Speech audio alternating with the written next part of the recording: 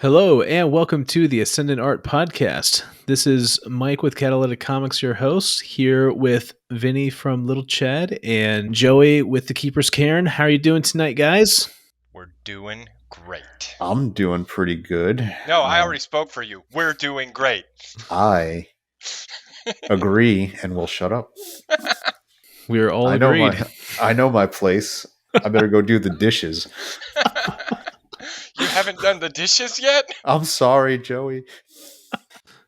I was going to say, clearly, like the hierarchy of the patriarchs is starting to form here, which is perfect for our... I mean, from a standpoint of social media following, I should be dominating all of you bitches. No, but from there's that no same question standpoint, there. From that same standpoint, I have a Napoleon complex and have to lash out to assert dominance.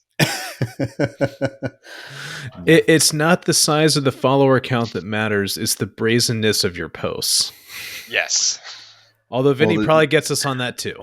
Well, I mean, I can't be Lil Chad is wholesome. I can't really exactly go out there and be like, "Hey, look at this BDE art that I got." Yeah, for sure.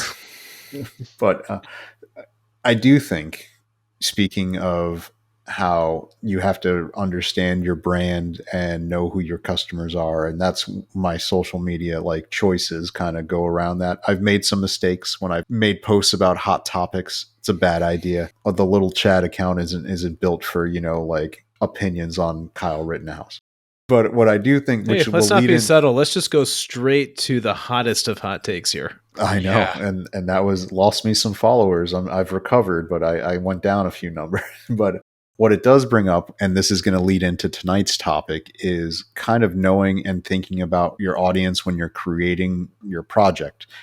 And sometimes projects get created for no audience whatsoever. None whatsoever. And in fact, they get created for no audience, and they get created really poorly for no audience. And so I'm going to let you kind of take over, Mike, and kind of give everybody listening an idea of what we're going to be talking about today. Yeah, absolutely. So we decided just for fun, this is the first time we're going to try this out. We are going to do an episode of Fixing Things Up. So can we pull something out of the dirt and cause it to ascend? And we decided, if we're going to do this, let's just try it with the most buried in the ground case of descended art we all know of in the comic space, which is the Mother of Madness series. As you know, this has got... Do you read Sutter Kane? That's every time I hear the name of this series, I got to be honest, that's what pops into my head. For people who don't know, look up just look up "Do you read Sutter Kane?" and you'll see some very excellent image gifs, gifs, whatever you want to say, from that movie, which was The Mouth of Madness. There you go. So I'm sorry, but it's going to happen. Like every time we're talking about this, in my head, I'm going to be seeing Sam Neill screaming on a bus, and the fact that Critical Drinker uses that clip all the time. There you go. Yes, and speaking of him, I think this may be one of the few comics where their intended audience was the very competent reviewers who only bought it so they could hate read and just rant on it. And we don't want to rehash it too much, but yeah, I mean, look, the criticisms we've heard all over the net, and to the extent that I've read panels out of this thing, is the entire story is muddled and confused. The character's power set doesn't fully make sense on how it's going to work from a narrative perspective. It's kind of like, hey, let's just like roll a whole bunch of things that look really cool into one and not really explain like how these are going to work.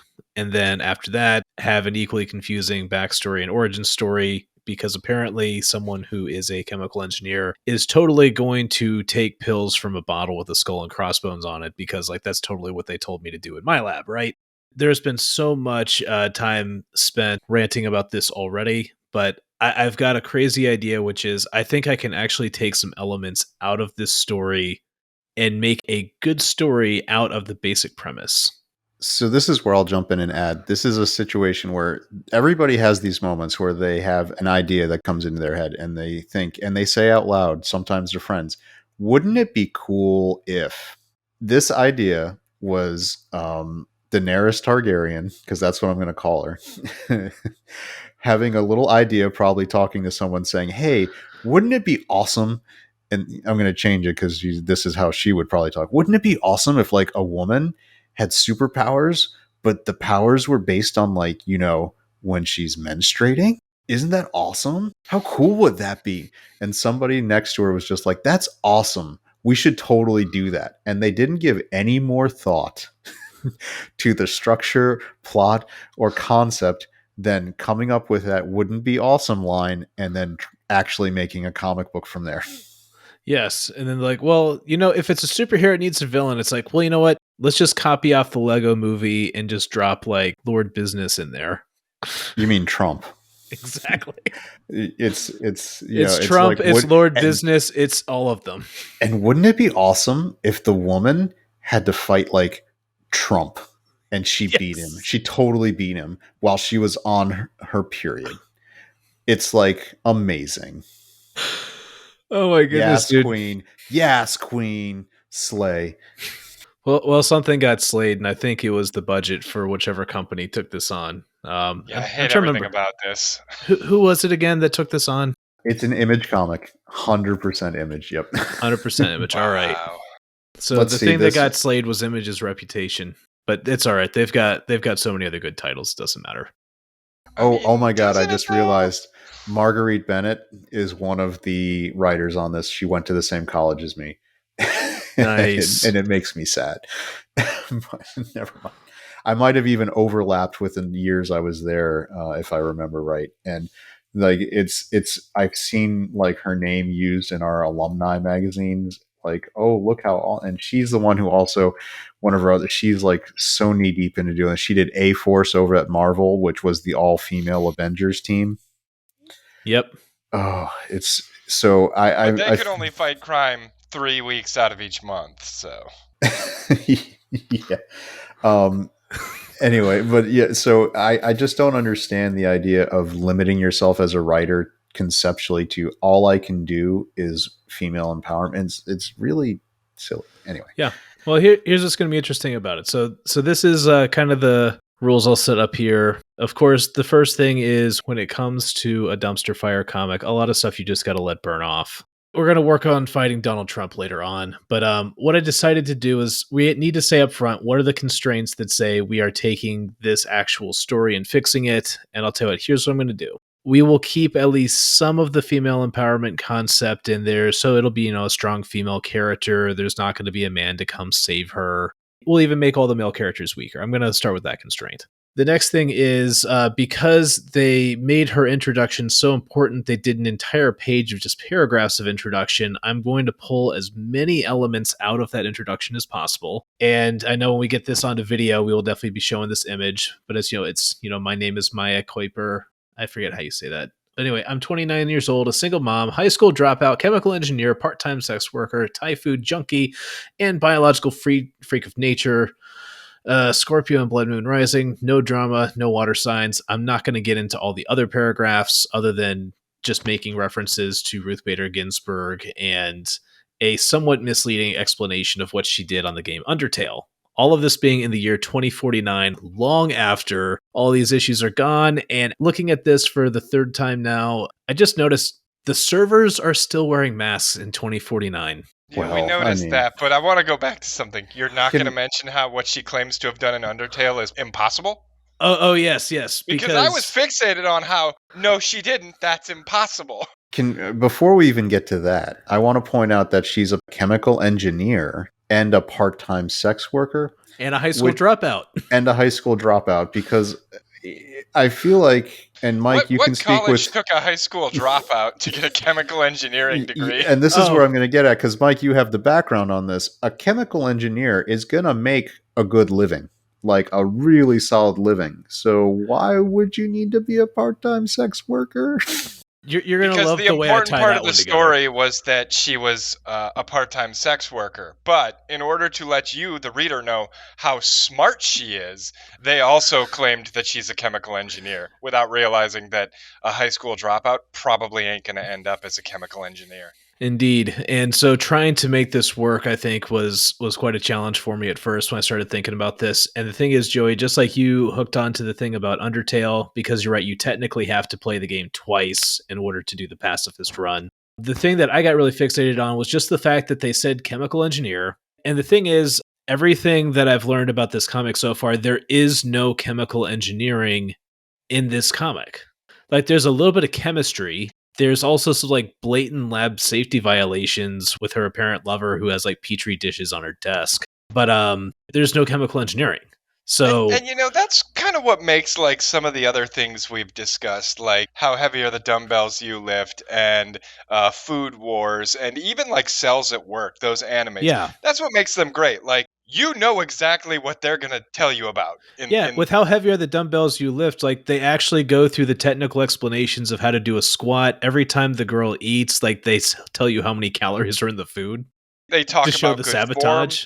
In Food Wars, they actually talk about how to cook and like good ways to bring out flavor of different items. The and, like, actual science of it in Food Wars, they're talking about like this is the pH balance, this is the chemical reactions that are causing I it. know shit. Learned some things Yeah. about cooking from that show, and then like Cells at Work taught me more than my middle school health class ever did about like I mean, the middle inner school health workings of my class was all body. about just flipping to the pictures in the one section of the book and laughing. I mean, come Yeah, on, pretty we all much. know we all know what that was. Yes, indeed. We all learned more at Cinemax than we learned from middle school, but unless it was, were you in a Safe for Baptist middle school health class? Because I wasn't. Mine Well, was definitely NFSB.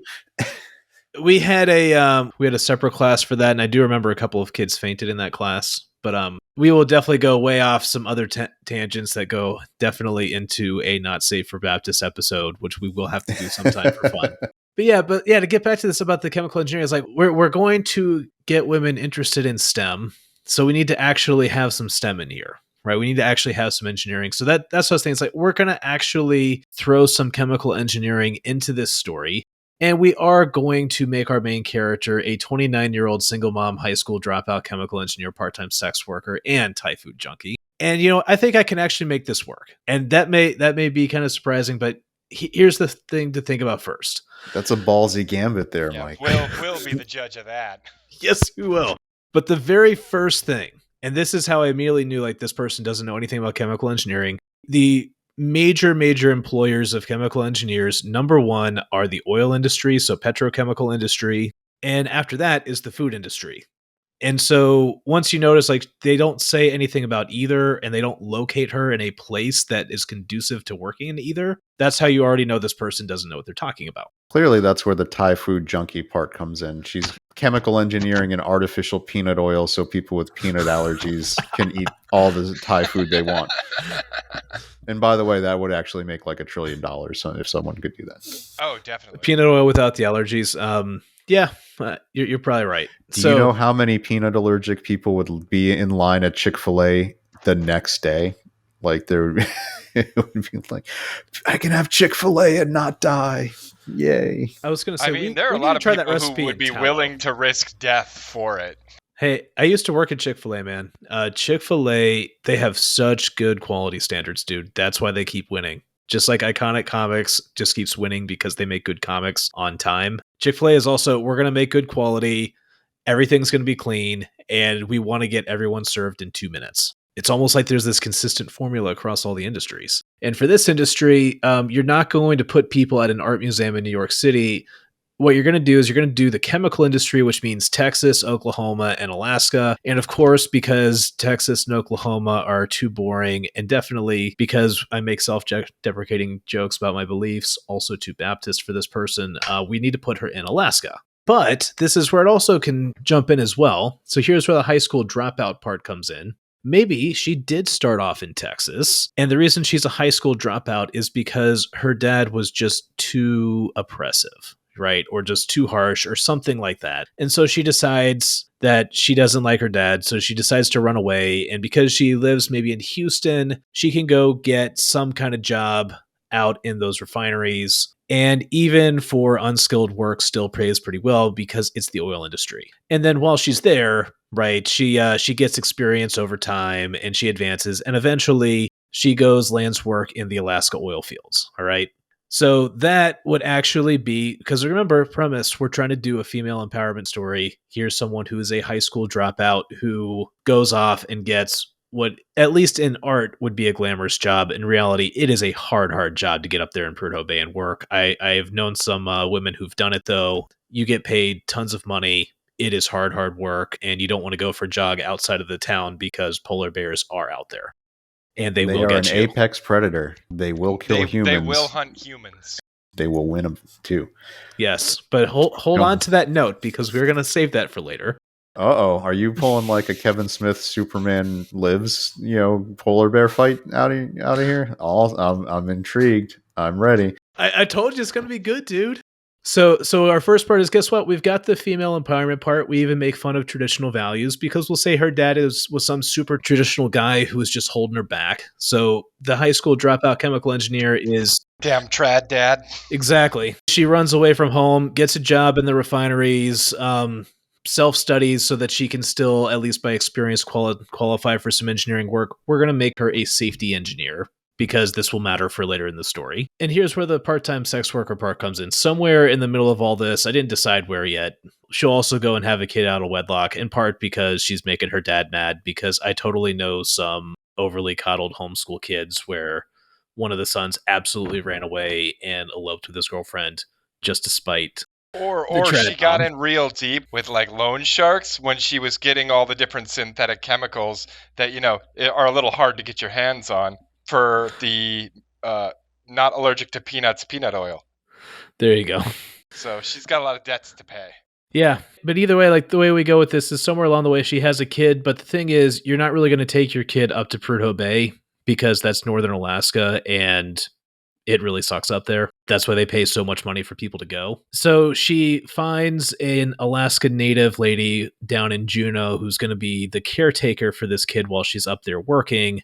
So there we go. Now we've got the BIPOC girlfriend. So the Alaska native girlfriend. But we don't just come out and say that. Instead, it's more when they do talk, like they'll bicker like people who've been in a relationship a long time, kind of in a stereotypical sense. And at one point she even mentions that she's like, look, you're gone so much. I'm like this kid's mother now, and you're her deadbeat dad. So now we've also set up a potential inciting incident here. So we've got some internal character flaws and weaknesses that matter, and also some potential motivations, right? Because this is the other part that's missing from the story is like, hey, guess what? Like all of a sudden this Trump guy exists and he's bad, right? But in this case, it's more, we see like she has this major character flaw, which is she doesn't seem to care about others. And this also extends now into the other part of her work because we figured out the high school dropout, single mom, and the chemical engineer part. So here's where the part-time sex worker comes in. Like, I have known some very incredible women who've gone up to Prudhoe Bay and worked there. I'm glad you didn't finish that with I've known some pretty incredible women that were part-time sex workers. Right. Right. But at the same time... but at the same time they were? No. At the same time, like they themselves have said, up there in the oil fields, it is mostly male. It is a very hard place to go. Like I said, it's a very harsh environment. In some cases, you get far enough out there and you have to install life support systems. So these are like practically like spaceships in the Arctic Ocean getting this oil. So because of this ratio, in this case, we decide that our main character, Maya here, she's like, you know what? Getting paid like $200,000 a year to do safety engineering up here isn't enough. There are plenty of thirsty guys who will basically double or triple my salary because where else are they going to go? And so now we've got the part-time sex worker worked out. That actually and because makes she's a lot making of narrative sense too. Yeah. It's a consequence of the choices and actions. It's not just something that we're putting in a box to check off. Yeah. And so because of this, maybe we can even say, to connect it back to this New York thing, either in New York or California, maybe she owns like a nice flat or a house or something. And she's also got a really nice car. So we're going to start her off with this issue 1 of... Did you just say right, flat? we do. Yeah. For apartment or okay, condo. We're in America. It's an apartment. What are you, British? I don't know, dude. you take that to the rubbish bin with your Harry Potter terminology. Yeah, stop being a twat.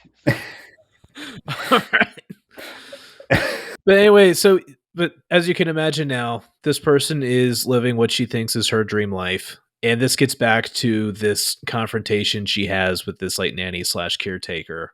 And this is the beginning of doubt to say, yeah, I'm earning all this money. Yeah, I'm living this flashy lifestyle. And yeah, I can buy the Thai food in Prudhoe Bay, which would be outrageously expensive because that's what it would take to get Thai food up there. And so she's starting to think, well, maybe I need a change, but like she doesn't quite know what it is. And I'll tell you what, maybe while she's out safety engineering, she's out inspecting something on, we'll say, like a flare tower or something that puts her way up high. And because we're above the Arctic Circle, right, you do get the northern lights. And maybe that aurora just happens to reach down and touch that tower while she's on it. And we'll make that the origin of her powers. So she's like bathed in all these like exotic light and ions. And it's like, it's quite literally the hand of God is reaching down and touching her. Which to me, I don't know, that just seems like a much better powers origin story. It would also be very comic friendly with the panel and the art. It's better. It's better than eating a bottle of pills. If you wanted to play Minecraft and end your game, then yes, the eating the bottle of pills would be how you would end your game in Minecraft. It wouldn't give you powers.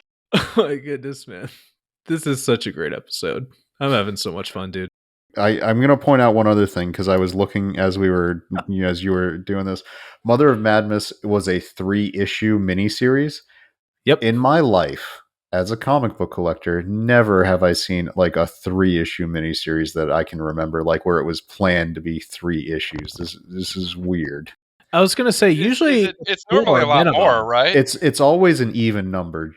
Like I shouldn't say always, but it's generally an even number where it's like 4 issues, 6 issues, 8 issues, 12 issues, 10 issues. It's a nice even number. Occasionally there will be like a 7-issue one where because a writer like has to tie up some loose ends or set up the next event, they might add an extra issue just because it goes beyond the original plan. But the plan is always an even number. Always. So the fact that it only got to 3, it really makes you wonder. But even still, I mean, look, we've already got our issue 1, right? Like, we've already got a female empowerment story about someone who meets all the criteria I just mentioned. And since we put it in the year 2049, maybe we'll have like some moment where she tries to like awkwardly connect with her kid by playing Undertale, right? Here's a classic game, let's play it together. So we can even get some of the stuff out of that into this story. But instead of like stuffing it all into one panel with paragraphs, like we're actually telling a story with this. And now we've also got some issues. So now we've got, she's a safety engineer. She has an issue with her family. And then we can start to then set up for, now that she's got powers, well, what kind of powers are they? And perhaps this is where we do, now remind me again, Vinny, you just mentioned a Superman reference for fighting with a polar bear. So this one comes from back when Kevin Smith was actually a person we liked. Yeah. He told us in the late 90s, he was approached, or mid 90s, late 90s, he was approached to basically pitch a Superman movie when they were trying to reboot Superman post Christopher Reeve. This was what would eventually turn into the failed production Superman Lives, the one that Nick Cage was cast as Superman. You can go on Google and there's actually now images of him testing work, walking around in the suit, looking like Nick Cage, walking around in a Superman suit. But one of the stories that Kevin Smith tells is that one of the producers on the movie demanded, as part of his script pitch, that Superman would fight polar bears when he was going to the Fortress of Solitude, and a giant spider. Somehow these two things had to be involved. The punchline of the story is that producer would end up going on to producing Wild Wild West with Will Smith, where in the end it was a giant robot spider. He got his giant spider. That's happy right. endings do come like. So it's many great connections here. But now once again, now she herself would know better. So like maybe we can get it to be the case that she's like, hey, I'm going to take my kid up to like see what goes on up here. And so that can then create a nice inciting incident in which the kid wanders off because they don't know. And she then sees the kid apparently like found a baby polar bear. And then, of course, right, Mama Bear is going to come and rip them both to pieces. But it just so happens that she gets the first use of her powers, which is, I don't know, maybe I would say a shield, right? Like she summons a shield and like the bear is just ripping at this thing, but cannot get through. Because we're going to make this thing about her and her kid and about trying to care about stuff other than her own self and lifestyle the central story issue here. It'll be a moment of she's like, this bear is like ready to like just go to like such absolute rage to protect her kid. It's like, look at like how little effort I do for my own. And this is the first part of it. The second part is, now that we've established that she has protective powers, we could think of some other safety themed power sets that she could have, maybe like a spidey sense or a premonition kind of thing. We've got the shield. We could maybe think of a couple of others as we go along. But now you can imagine, hey, now that we are in the oil fields, now we can have an accident, and she can use the powers again to protect some of the other workers to save the manly male rig pigs. Rig pigs, huh? That's one of the phrases I've heard, yes.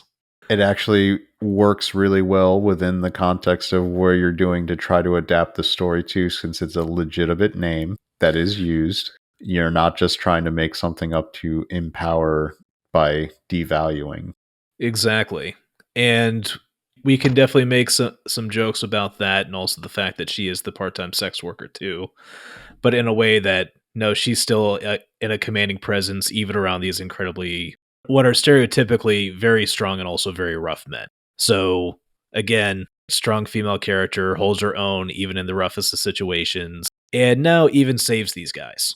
And as you can imagine, this gets the interest of the company she's working for, which is, of course, CEO'd by Donald Trump.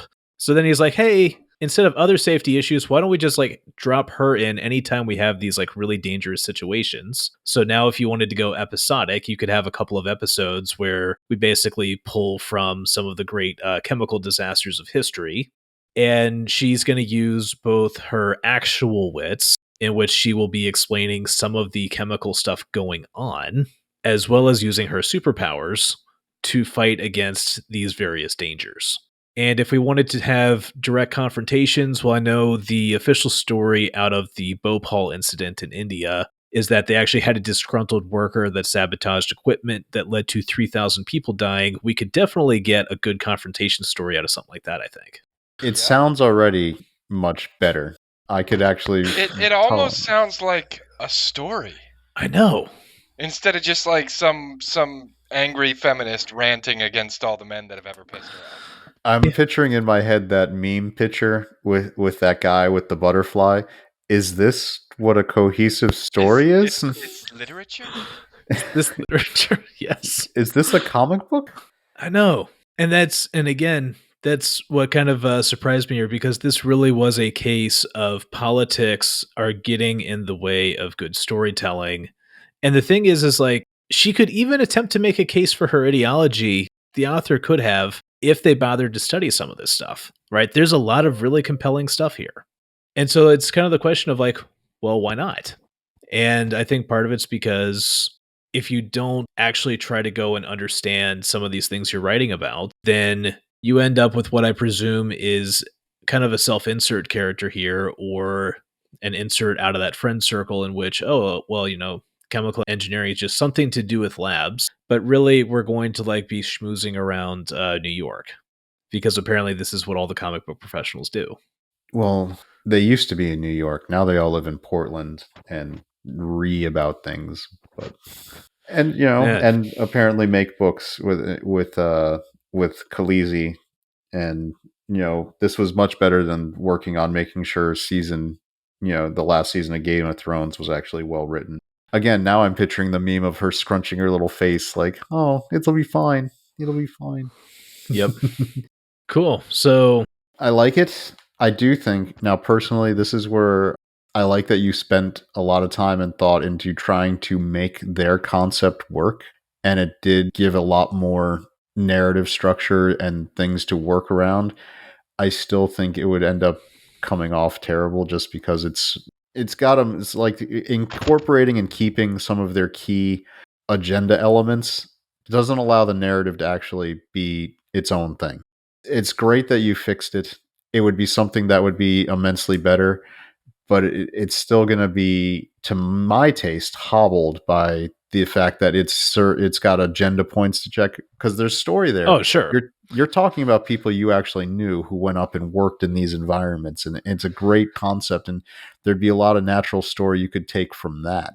Or you could go the other direction and just have fun with it. If you wanted to have a concept about a mom based powers, right? Like a person who's getting their powers and you're just having a fun, good time, you could do like the anime Do You Love Your Mom and her 2-hit multi target attacks, right? It's Yes. totally going a different direction.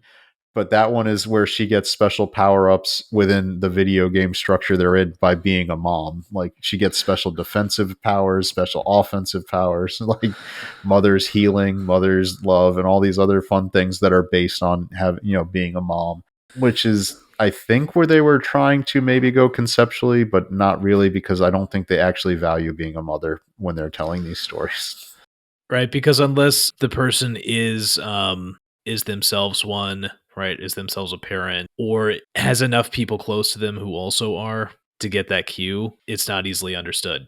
No, and sadly, it almost seems like, especially with a lot of these, hyper feminist, I hate men stories where there's the single mom. It is almost as though the child is simply used as a narrative tool to show you just how much some guy fucked this woman over. Like the child was a huge burden that was left on her. Yes, or it's just like when you said at the beginning, "Oh, chemical engineer just means smart." Well, no, it's supposed to mean so much more. And it's just I'm thinking about if you're actually trying to make some of these fields appealing, because I remember back when I was in grad school, people talk so much about women in STEM. It's like, well, you need to make the field appealing. And if you just make it into kind of a nothing like that, you're accomplishing the opposite. Right? You're setting up the wrong expectations. You're not attracting the people you need to attract.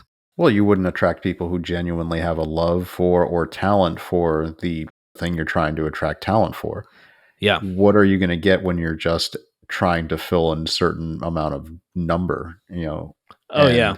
and And of course, I mean that was one of the other odd things about it too is it's like, hey, we want to dictate in advance the way society needs to be ordered, and then it's not ordered that way. It's like, and then they turn around and say, "Oh, it's your fault for not doing enough in these initiatives." And I just remember at the time because that was the moment I gave up on any and all feminist thinking. Was I'm like, dude, like we bend over backwards so much to try to like make this work for you guys. We got to go back to my joke because I have a joke.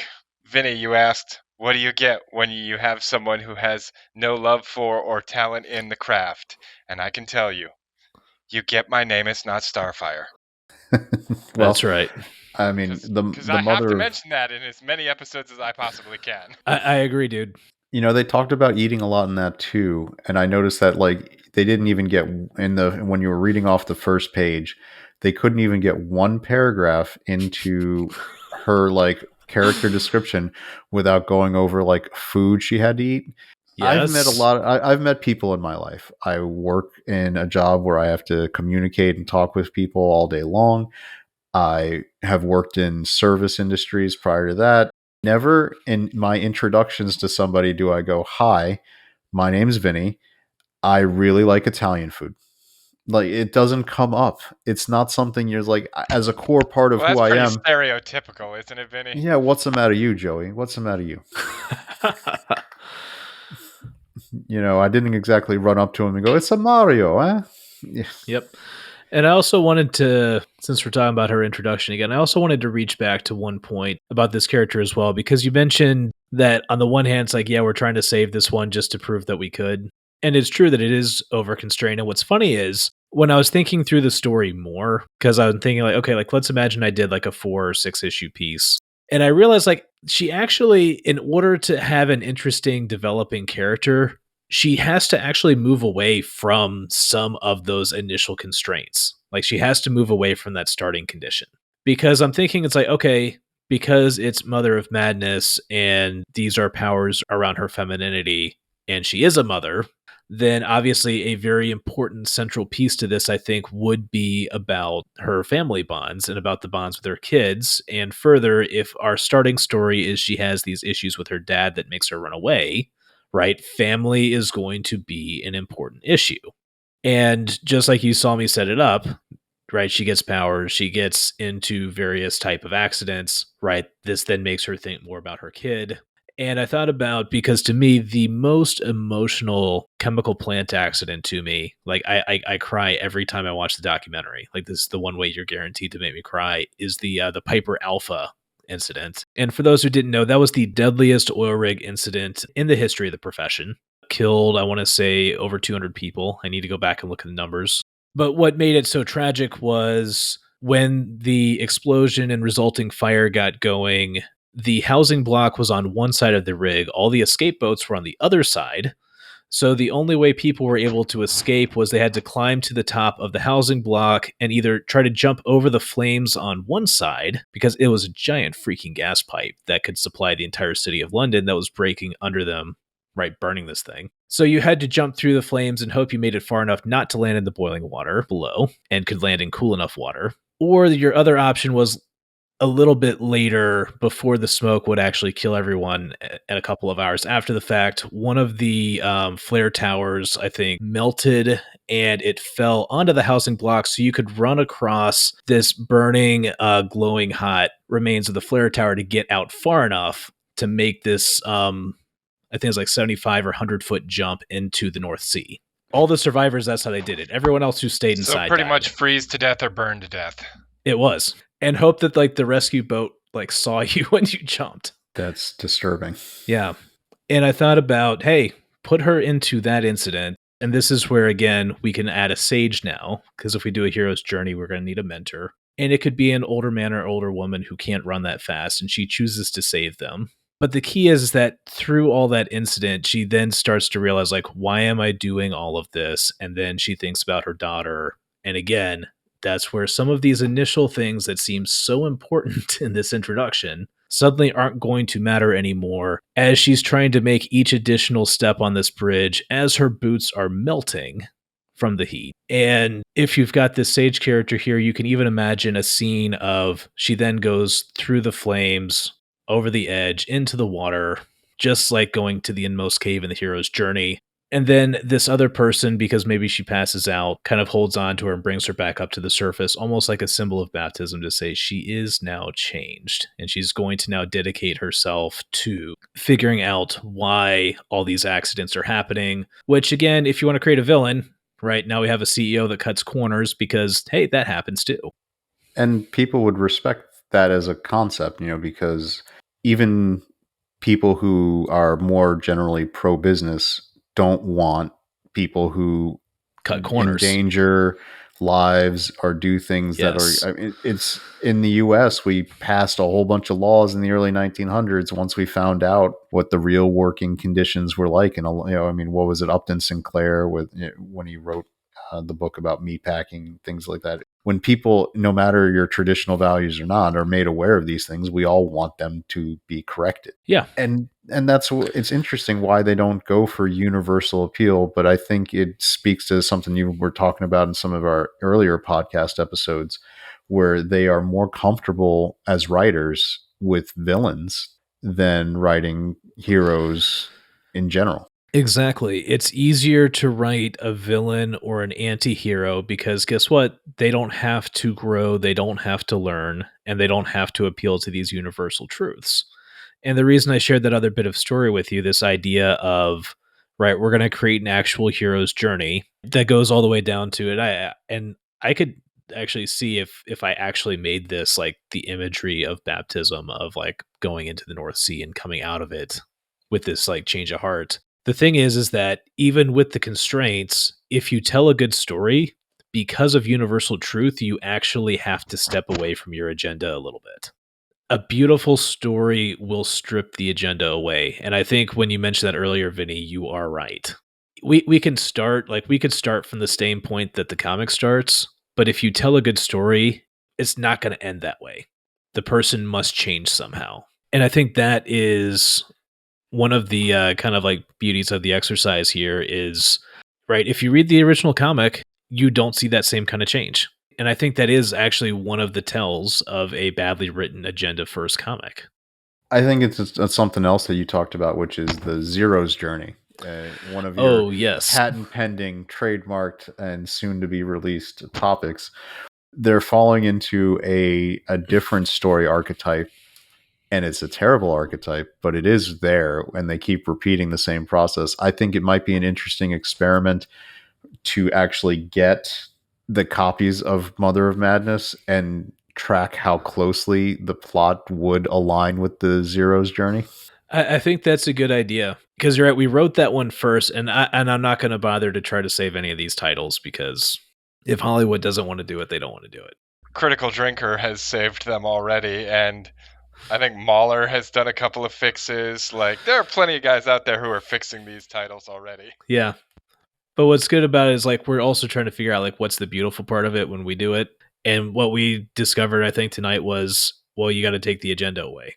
But I'm thinking about like because like we saw it for Captain Marvel, Or we from saw the it other for perspective, another beautiful thing. A train wreck can be a beautiful thing.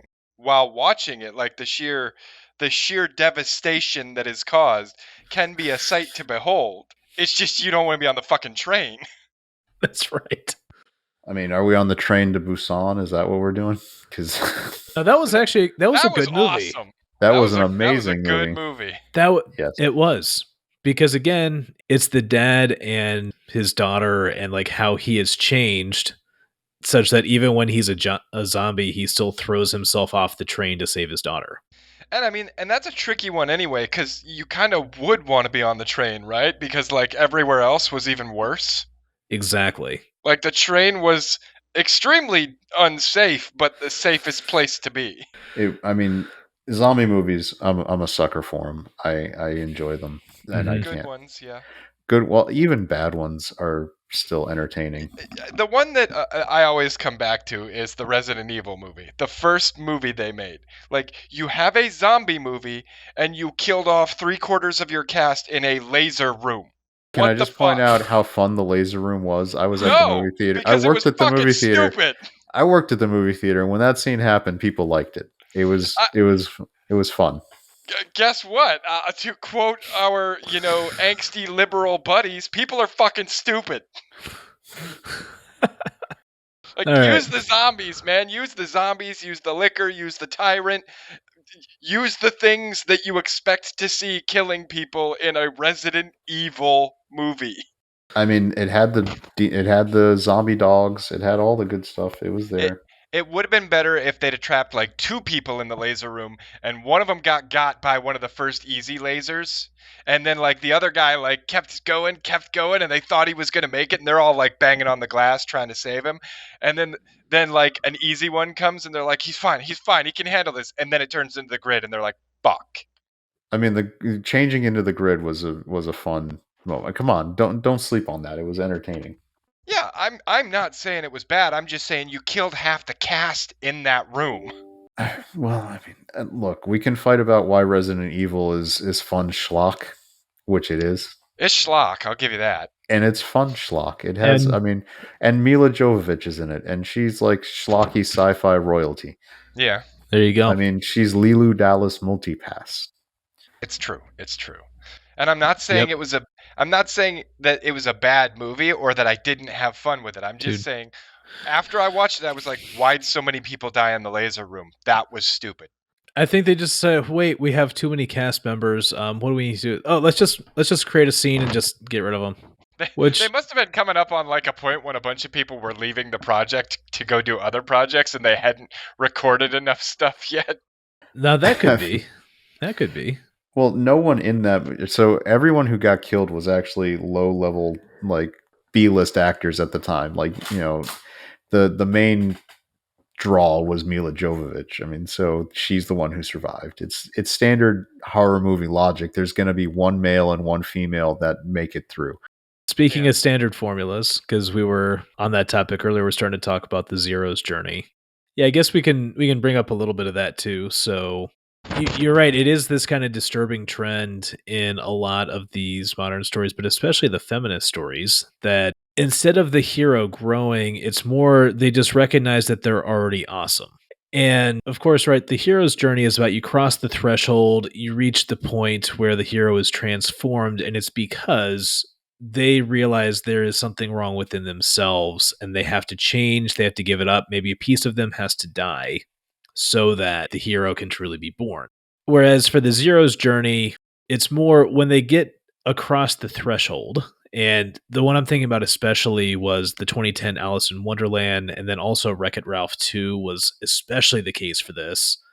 Which is such a shame because the first Wreck-It Ralph was actually It a was really good. fun, good movie. That was a It great was. movie. It was. Just because you're a bad guy doesn't mean you're a bad guy. That's a great message. And it was given by was. Zangief. Like to make Crushing man's head like grape between my thighs. Yes. to have Zangief be the guy, like, and then it had, of course, a zombie from House of the Dead, which I loved that game. I played that a ton. And the thing was, is for both Ralph and Vanellope in Wreck-It Ralph 1, it was a great growth story because right, Vanellope had just given up on herself on the corner of her kingdom, and she was being restored to her proper position, and Ralph went from this guy who's just like I just want to like have a better life to like he has to first get his better character.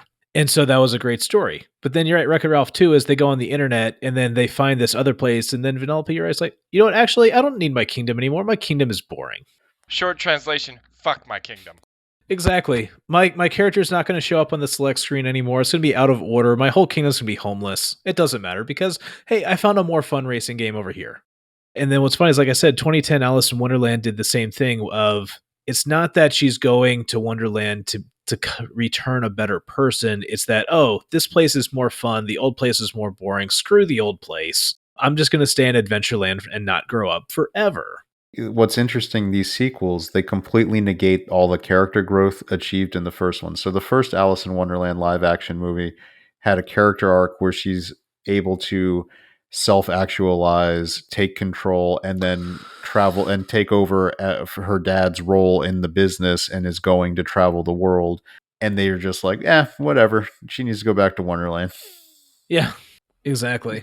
Why have character growth? What do we need? No. That wasn't worth it. Screw it. Whatever. By the way, I've got a fun confession to make for this too. That movie was, I want to say, the fourth date I went on with my wife. So it's like, hey, like let's first one or the second one? It was probably the second one because I remember like afterwards we had this awkward silence because the movie was just so bad. Yeah, that was the second one. That was the one with the time travel element and all that craziness. Yeah. And who was it? Johnny Depp as the Mad Hatter. Well, he was in both, I think. Yeah. But I just remember like that was like the one decent part out of the performance. He was a pretty good performer, but oh man.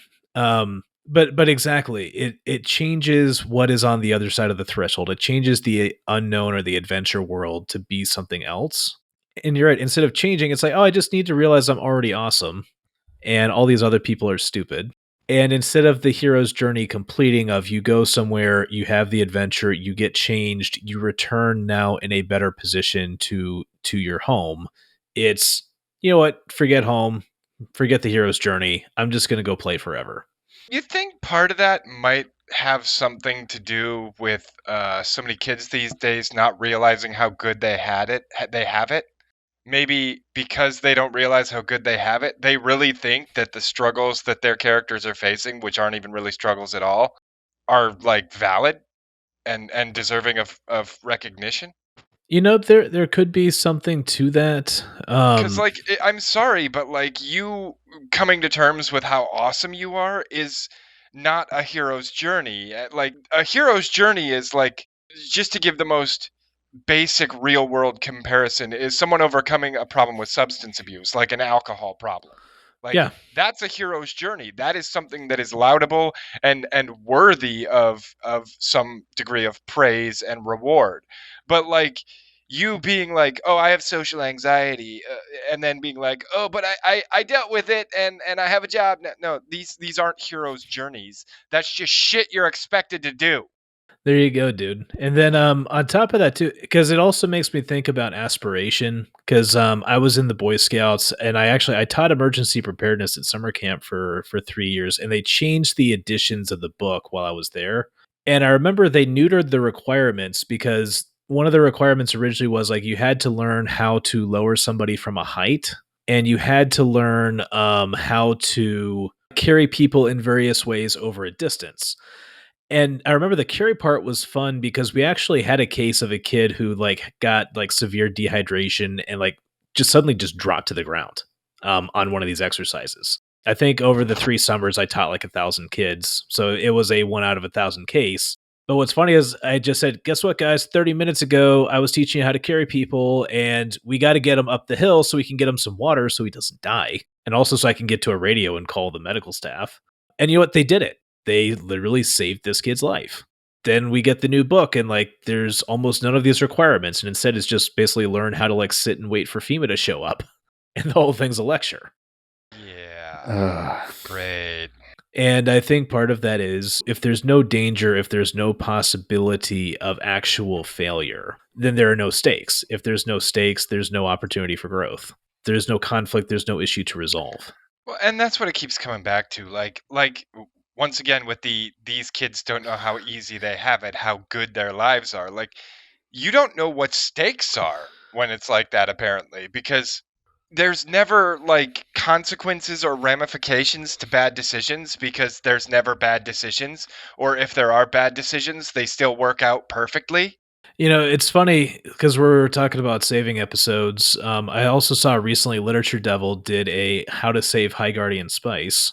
And what's funny is like that was the one I couldn't watch it because I was just like, Literature Devil, like you're awesome, but this one's gone. Just let them die with dignity. I know. As I said, it's funny to see the devil doing the Lord's work on that one. But you're right. The number one criticism he came back to, yes, Nice. You got me. That was good. It's good.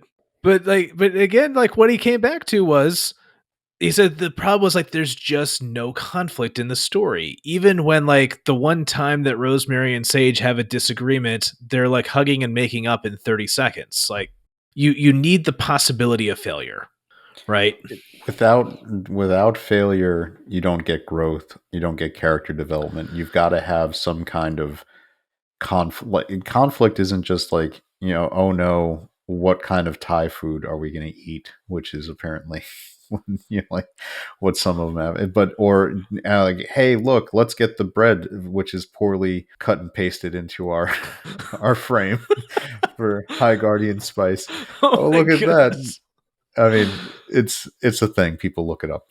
But oh my goodness, that was epic. But yes, and conflict isn't like in my I Am Not Starfire, where she's just a raging bitch, pardon my language, to her mother for an entire graphic novel until she gets super special superpowers too, and then realizes I'm okay.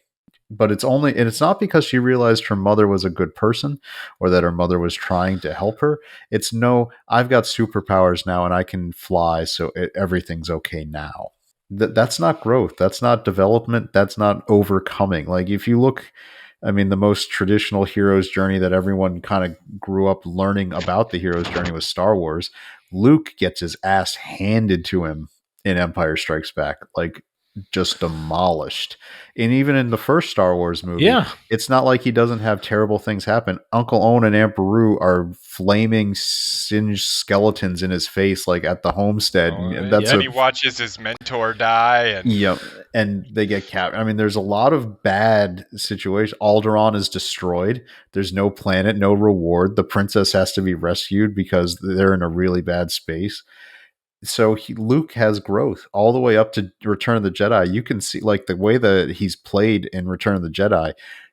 Luke's been through some shit, and he's not the same farm boy he was in the first movie. You can see the growth like visibly in the actor and how he's choosing to play certain scenes. You don't get the growth. It's like if you look at Captain Marvel or some of these other ones, like there's no growth. There's nothing like that. There's no journey. There's nothing that pushes the characters to like. Spider-Man is a great example as a character. It's kind of a trope now. How many times does Uncle Ben have to die in front of Spider-Man? But it's an important part that doesn't get skipped over. It's almost right up there with Batman being in Crime Alley. Like, how many movies do we have to see Batman's parents gunned down and the pearls break onto the ground before you're like, oh my god, I get it. Batman's parents got shot. You could present it a little different every once in a while, but the whole thing is, yes, I mean that is the fundamental event that shapes those characters. So even if 90% of people who watch the movie have seen it, you still almost have to put it in a new movie, because one of the things that you have to assume when writing a story is that somebody doesn't know that. It's a famous line from Walt Disney when he was talking about, teaching people to employ who are going to be employed at Disneyland, why you have to make sure the experience is best, why you have to really give it your all 100% of the time. And he looked at them and he said, everybody you encounter, it could be their first time coming here. This is everybody's first time, Yes. possibly only time. People are saving, they're making a trip. This could be their first and only trip here. And we have to bring the magic every single time. Like, it's everybody's first time coming here, and you've got to make it great. It's a really good lesson to learn. You never know which experience is going to be fundamental to a person. It might be, a And good example. especially for, for young readers and for teenagers, because that is the age where who you are is getting defined. But yeah, go for it, Vinny. It's a weird thing to bring up, but it's in the Street Fighter movie where Raul Julia is playing, Yeah. M Bison, and Chun Li is like about to try to kill him to take revenge, and she's pouring out the story about how he killed her father and did all this and just destroyed her life. And he looks right at her and goes, "What is the most fundamental experience in your life that you will never forget? Was just a Tuesday to me, and I don't even remember." And Yeah, it's a great line. As cheese as the movie was, I mean, that is a powerful villain line right there. it really is. It's funny because that movie came out, 1994, and that part still sticks with me. What you call this, I just call a Tuesday. And it's like, that's what a villain is really about. Like, they're doing their thing, and they kill people all day long. It doesn't register that it's some special moment like it would be for you. I also liked in Princess Bride where the count or whatever that Inigo Montoya was hunting down, he was like, "Oh, I guess I do recall it's there was that one guy. Oh yeah, he made a sword. It didn't. Were you the kid? Oh yeah, I guess I sort of remember it." It's a good, like, a villain who lives life Yeah. as a villain isn't going to remember every single thing he does terrible to people, and it's a good character trait for a villain, not for a regular person. It's a terrible thing for a regular person, but for a villain, it's good. I was going to say, also speaking of living like a villain, now that we're just going to get into free play, what was that? Apparently, they've got the X-Men Green series, and they've got like the nature girl who sees this turtle that eats a shopping bag. She's like, you know what? What I should do as a hero is I should Oh, just go to the this. grocery I heard store about this. and stab the cashier with a pair of scissors. Because, like, obviously this turtle's I thought it suffering was the because of the store guy. manager. Like, it was They the did, store they didn't manager. actually really identify it. It was a guy standing behind the cash register wearing a vest at like a grocery Just the store. first guy she saw that had a store uniform on, huh? Yes, Yeah. she walks into the store, just goes up to the dude and starts a rant about how they paid the person in the store are not thinking of what they're doing, and then takes a pair of scissors and stabs him in the jugular. He's dead. He's gone. You're So bleeding out. what we're actually seeing is she probably straight murdered like a 16-year-old bag boy. Yes, it 100% was a murder. And then at the end, they give her a power upgrade so she can go and do more good Oh, because I she was figured more they'd give her gooder. like a powered cell with electrified bars and shit, because she's mutant. And that's what they would have done in the 80s or 90s. If you go back and watch the X-Men animated series, which they're now going to reboot and ruin, but the X-Men Yeah, they'll animated ruin it. series, there was many incidents in that show where they were showing mutants doing bad things, and the X-Men were stopping them because even though they might have agreed with the goal, you can't do the villain thing. You can't murder people. You can't take out innocent people. It's not allowed. That was the whole point. And now they're just doing it. Diversity in comics. Your boy Zach had I've heard him talk about it in his video reviews of it, that this story will make complete sense if you, in your head, are making the X-Men characters genocidal supremacists. Like, they're mutant supremacists that are just doing that, and they're the villains now. And if you completely use that as the story standpoint, all their choices make sense. But if you try to still put them in the frame of being heroes, none of it makes sense. The only So frame they're that makes sense. Magneto now. Yes, Magneto and Apocalypse are living on the island and a part of the ruling council with them. So obviously that means it really is the case. Magneto's thinking one. Yeah. Apparently. Xavier, who had died in the AVX miniseries, is resurrected, and he's on the team now. There's an interesting storyline. This is one of the early issues when they had brought this story started, where the X-Men were living on Krakoa and it's a mutant island. Xavier goes to Reed Richards, and they want to take Reed's son, um, because Franklin Richards is basically the most omega reality bending mutant in the Marvel universe, and they think all mutants need to live with them and be raised with the mutant community. And of course, the Fantastic Four are like, "F that! This is our kid. We're not giving you up."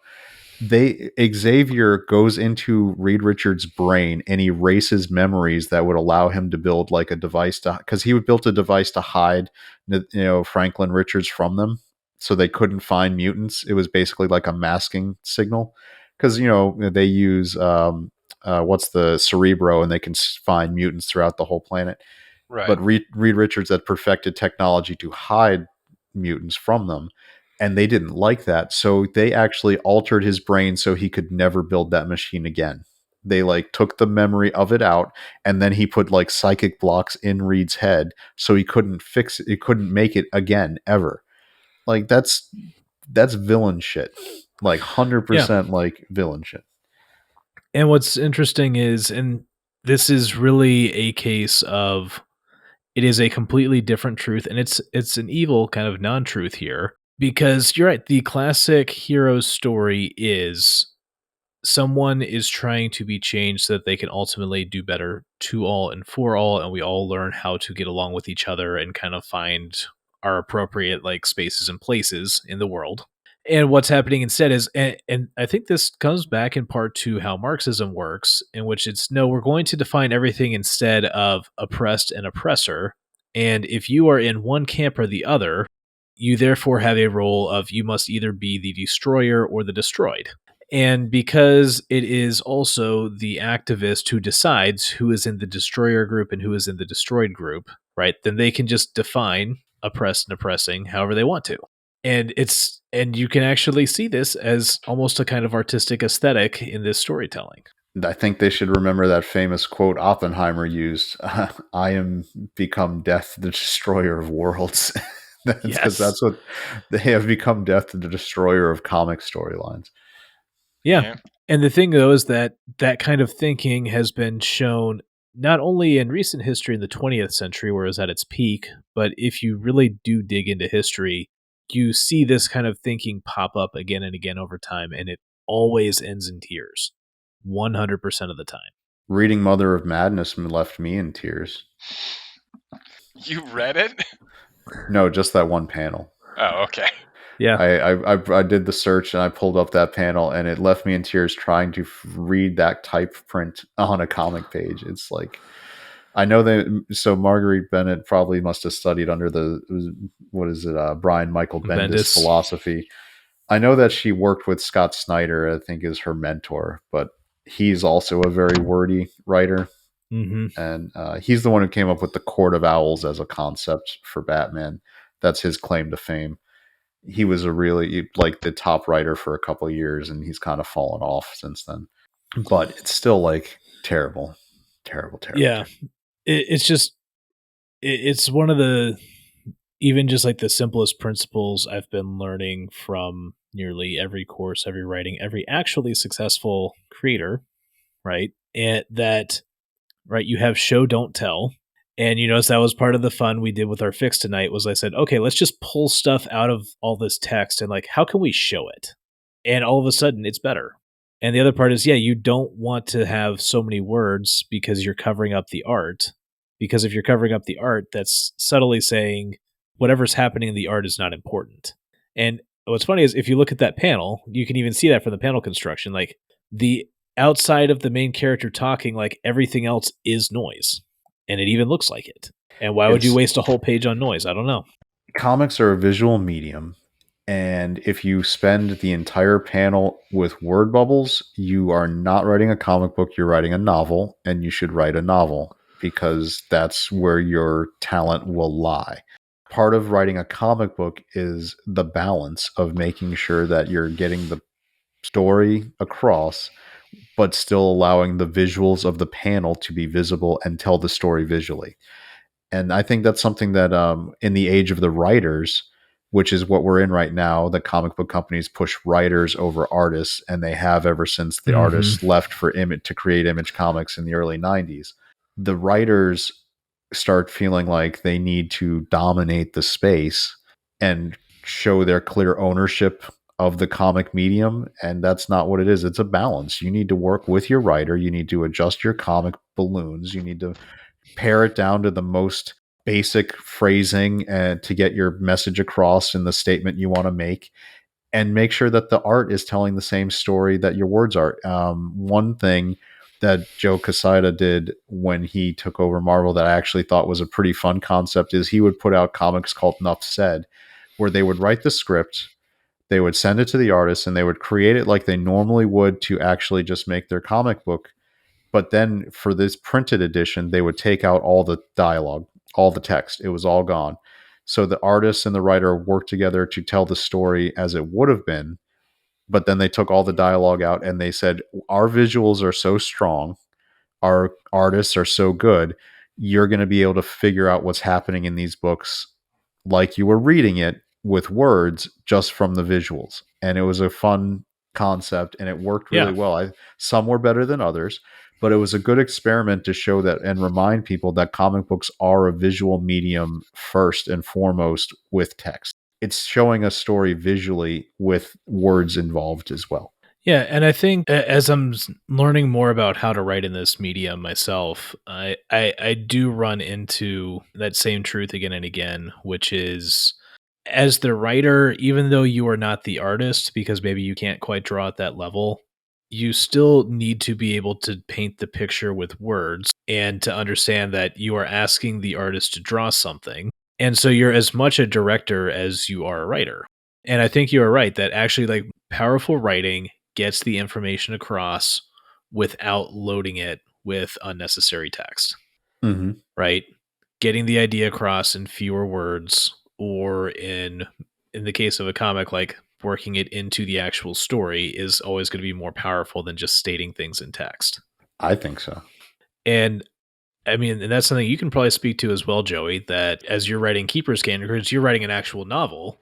It's also the case, too, of you don't want to just say, hey, look, here is this wizard. Here is the stuff he likes to do. He also likes to eat Italian food.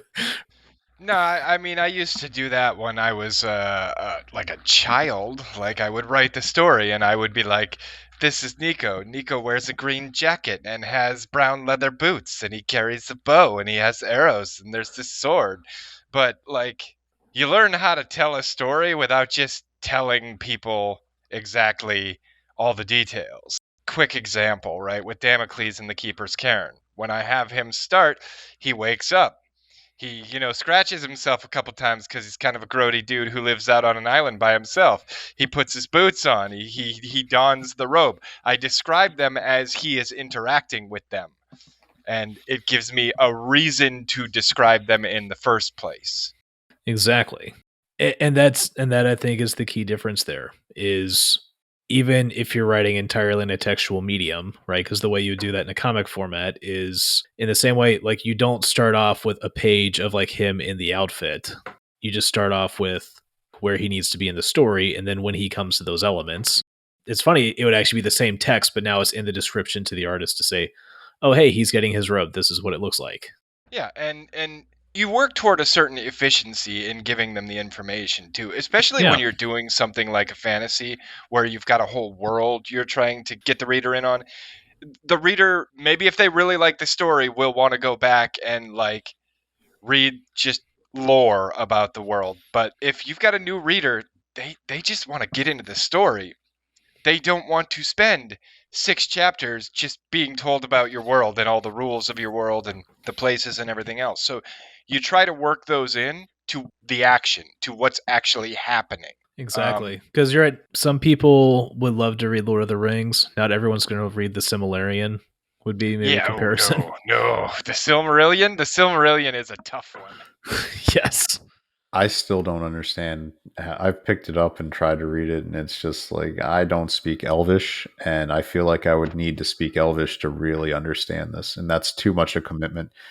I mean, I don't even want to go to the route of trying to just get a dictionary to try to translate some of these things. And I'll just watch the movies. They were really awesome, and they cover all the territory that I wanted covered.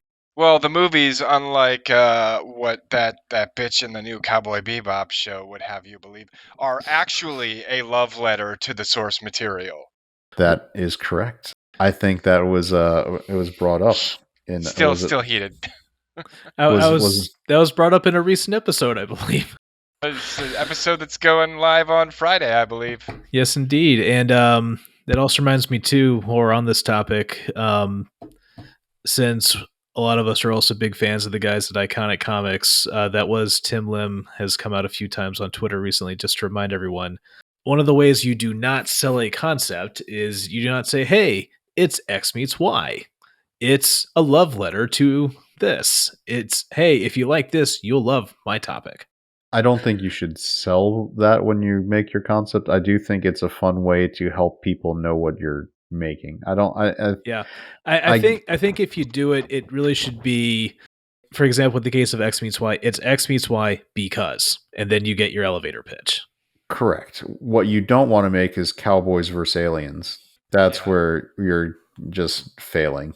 Well, there was a movie named Cowboys versus Aliens. No, I'm talking about that one. It was starring Daniel Craig, Harrison Ford. It was directed by Jon Favreau, who everybody is so in love with right now, and they forget that he made that movie, and it was a steaming pile of crap. It was terrible. Yeah, but I really like Jon Favreau. He seems like a cool dude. I mean, he's not, as a director, he's actually pretty solid. He did Elf, which is one of the best Christmas movies that they've made in the modern era. I mean, anytime you can look at a fake Santa Claus and tell him you sit on a throne of lies, it's a great time. He did the first Iron Man, which is great. He did Iron Man 2, which gets a lot of heat, but I think Iron Man 2 was trying to do a lot of heavy lifting for the building of the narrative structure of the Marvel universe.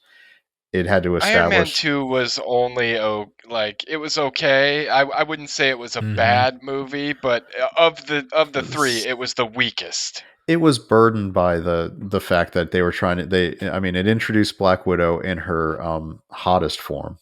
I think the two hottest versions of her. Form? Well, no, hottest. Her final form was the Black Widow movie, and that was terrible. Her final form was a smear on the pavement of some random planet. Oh, yeah, Vormir. It was Vormir. All right, how nerdy am I that I pulled that right there? But, yeah, I was going to say, I will defer to your judgment. I don't know what the fuck the planet was called. Yeah, it was Vormir. But I've established it. It's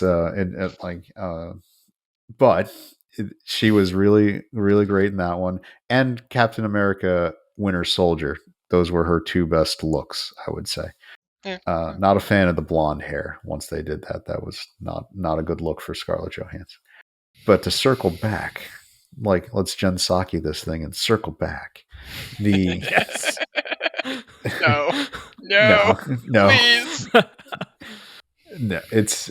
I was going to say a villain based on just corporate doublespeak, corporate socialist doublespeak. I don't know any book that may have one of those. Hey, Mike, do you know of any comic book concepts where there's a corporate doublespeak villain I can think involved? Of one. Jeez, maybe it's like the title villain of my series. All right, Mike, we got to work on you hitting these softballs for cross promotion here. No. You're right. So after just completely whiffing and missing that one, and you should have came back with something like, "Well, I'd love to tell you more, but I don't want to get tied up in red tape." You got to remember how Doug Ernst did that stuff. Remember? You got it right, dude. You got it right. Oh, see, I know how to deliver these things. But you see, so Vinny, I will tell you. So, yes, unfortunately, my weakness is I am never quick on my feet with this stuff. So after all of this banter, I finally figured it out. So maybe we could just take it out in post production to make me look wittier, or maybe we can just not, so I look like the No. moron I am. Nope. Nope. You only get one shot. Because of course, we are circling. We back leave it in. We leave it in. Story with Yep. the Mother of Madness. Oh my Yep. goodness, dude. I this is now to finish strong. I do for people who are working on creative projects. It is a great thought experiment to try to build some of your storytelling capability, to take the utter absolute shit that is being produced and to try to figure out how to make it good. And in a comic book context, I know one comic book writer that did that a lot was Jeff Johns. He got really good at taking the utter shit characters and making them very popular. He had the only run of Aquaman that was actually legitimately good selling in years. And as soon as he was off that book, it tanked. He did Vibe, like the character Vibe, who is now on the Flash television show terribly. But Vibe was a joke. He was like an 80s, would carry around a boombox, like stupid character, and he made him of a best-selling comic book. My brother, who was also a comic book collector like with me, who said that Jeff Johns should write a business card where he puts on it like Jeff Johns turning shit into gold since 2002. Because that's what he did at DC. Yeah. He brought Barry Allen back. He did the Teen Titan. I mean, he was definitely known, but I think it's something that writers should think about. Like, it's easy to play with the big boy like tools and maybe come up with a fun story. Like, oh, what would I do with Batman? I've got this great take for a Batman story. Okay, that's cool. You've got a Batman story that's really interesting. You're taking something that's already good and you're borrowing, right? To use the Chinese term, you're borrowing his face. Correct. So why don't you take, I don't know, what would be a good 90s terrible character? Darkhawk from the 90s comic books, and make him cool. I have never even heard of Darkhawk. Darkhawk is Christopher Powell. He was the son of a corrupt police officer who found an amulet that would switch his body out with an android body that gave him superpowers. Really reaffirming your nerd cred today. And when it comes to pitches, I have all 50 issues. I know Darkhawk, so that's why I pulled it out. But I was also going to say too, dude. Yeah, another thing I've been learning about recently is how to pitch comics, and like you just pitched that perfectly. Like we know exactly what this story is now. And so it was basically a 90s Spider-Man take. He's a teenager trying to deal with the conflict of being a superhero while at the same time being a high school student. But they added the layer that his father, who was a police officer, was kicked off the force for being corrupt and taking bribes. So he's got the guilt of his dad, who he had looked up to as a cop, now being exposed as corrupt. I think there was a lot more going on. It didn't get the credit it deserved. It was part of Marvel's like 90s attempt to get new IP out there. Spider-Man like guested it every 3 issues because they put Spider-Man in every comic book to try to goose the sales at the time. But then they moved to Wolverine later. Mm-hmm. But no, I think you are right though, that, and we may do a couple more of these going forward in the future, because the thing is, when we're doing these fixes, it's not because these writers are going to listen to us, right? It's a whole other community that does not want to take criticism, but it's more that if we can take the time to understand what makes certain art good, what makes certain art bad, and like what is the missing piece or the blocker that prevents the story from becoming what it could be, that is a very powerful exercise. And it's something that people don't want to do because it's hard to try to make something like what you did tonight was a really hard thing, because you actually took a lot of their core facets of what they wanted to do with that book, and you still tried to make a cohesive, entertaining story out of it. And kind of nailed it, to be honest. Like, that actually sounded like a pretty compelling story. And I think a part of this too is you've got to have life experience. You've got to go out and get to know people. You've got to get to know different fields, because you can only write out of those things.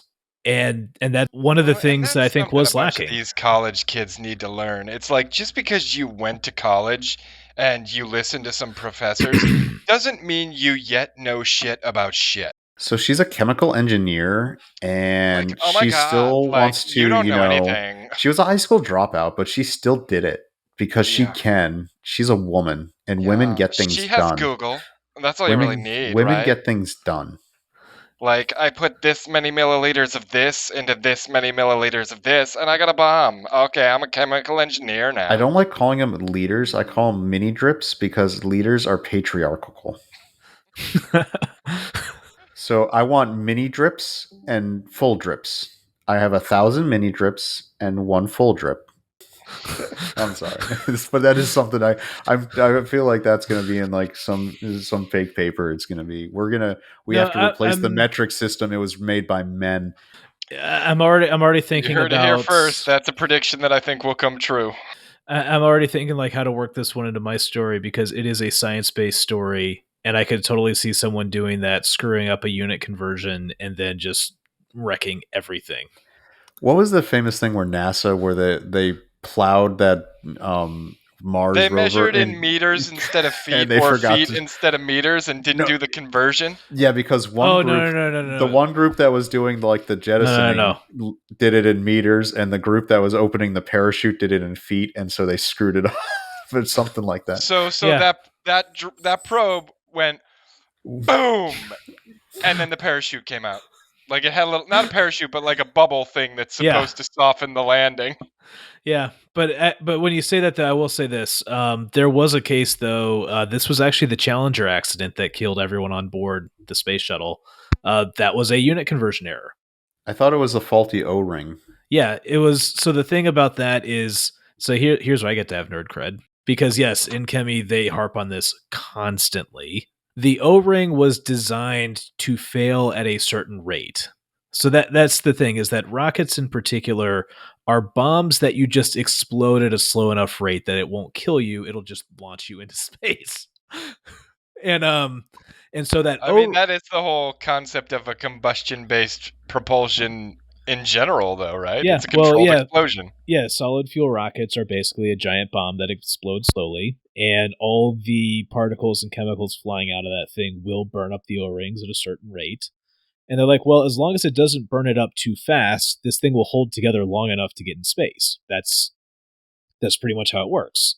And guess what? It burned up the O-ring too fast, and so that started leaking all that explosive fuel into the rest of it. And yeah, there's a lot of wonderfully explosive things on that rocket, so it went up in flames. I don't know what it says about you that your immediate like nerd cred in this episode has been here's how the horrible deaths happened in Challenger and Yeah, you in do this seem one. to remember a lot of horrible things happening and being like, "This or is Well, what I know." and the accident with the oil.